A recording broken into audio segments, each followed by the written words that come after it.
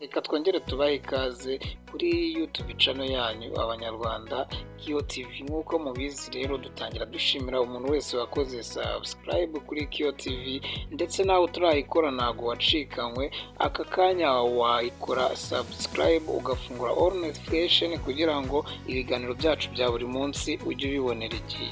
Rero nk'ibisanzwe tubakorera ibiganiro byiza cyane bigezweho hano mu Rwanda ndetse no ku isi hose, tukabaha amafilimi meza cyane, amakomedi ndetse n'amapuranka. Rero Abanyarwanda twaziye igihe kugira ngo tubahe ibyishimo. Rero nk'ibisanzwe njyewe ndi Kiyo wanyu, mbanje kubagezaho breaking news z'amakuru aba ari kuvugwa hano ku mihanda ndetse aba ari gucaracara hirya no hino ku mbuga nkoranyambaga.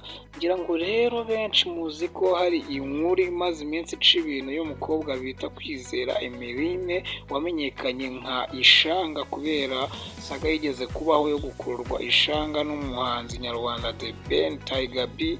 Rero hari amakuru agaragaye mu masaha makeya ashize y'uko Kwizera Emeline yafunzwe azira gusakaza nyine amashusho y'urukozasoni we na bagenzi be 8.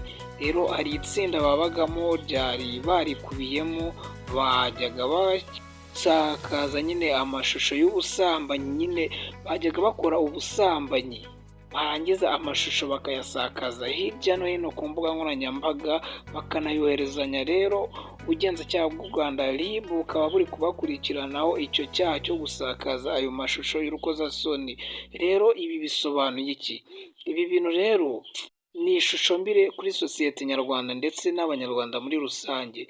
Rero umwana ukiri muto yavutse mu bihumbi bibiri na kabiri, urumva afite imyaka 22, agiye kuzuza imyaka 23. Ni umunyarwandakazi. Rero umurebye ni umukobwa mwiza w'igihagararo w'inzobe, ariko akaba ari muri kesi zitari nziza habe na gatoya. Hamaze iminsi rero hacicikana videwo ziwe ari kwisambanya akoresheje icupa rya Heineken, ngira ngo benshi murabizi, kandi iyo nkuru yageze henshi yabaye trend, nta muntu utayizi yaba umunyarwanda ndetse n'abari hanze y'u Rwanda. Rero akaba yongeye kugaragara muri iyi saga yo kuba ari muri iryo tsinda ry'abantu basakaza amashusho y'urukozasoni. Rero ibi ngibi ni ibintu bibi kuri sosiyete nyarwanda, ni ibintu bibi mu banyarwanda muri rusange. Rero noneho bikaba akarusho kuri aba bana bakiri batoya. N'abana bakiri batoya rero harimo abakobwa 6 n'abahungu 3, nibo bari bari muri iryo tsinda ryakoraga ayo mahano.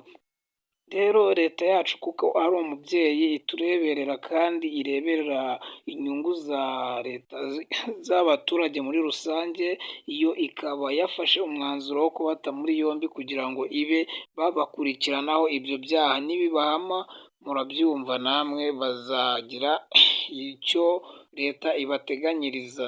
Rero njyewe banyarwandakazi, ibi bintu nyine ndi kubona ni ibintu bibi cyane, ni ibintu biteye ubwoba, ni ibintu bidashimishije habe na gato, kuko sosiyete nyarwanda iri kwangirika n'urubyiruko muri rusange.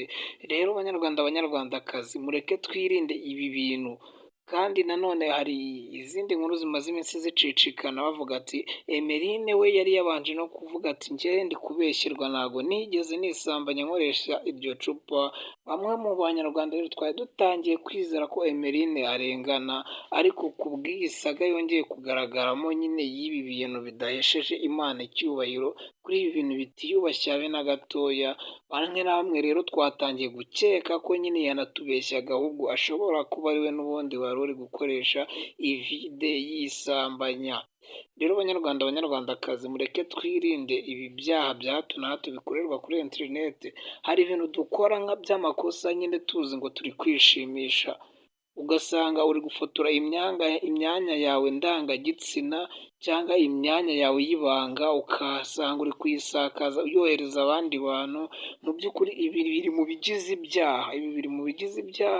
Mureke rero twirinde gukora amakosa tuyakoreshejwe n'imbuga nkoranyambaga. dukore ibintu binyuze mu mucyo. Banyarwanda, banyarwandakazi rero ndetse n'abari hanze y'u Rwanda, tubanje no gusuhuza abadiyasipora baba badukurikiye, nabo turabakunda cyane kandi turabishimira gatanu kuri gatanu.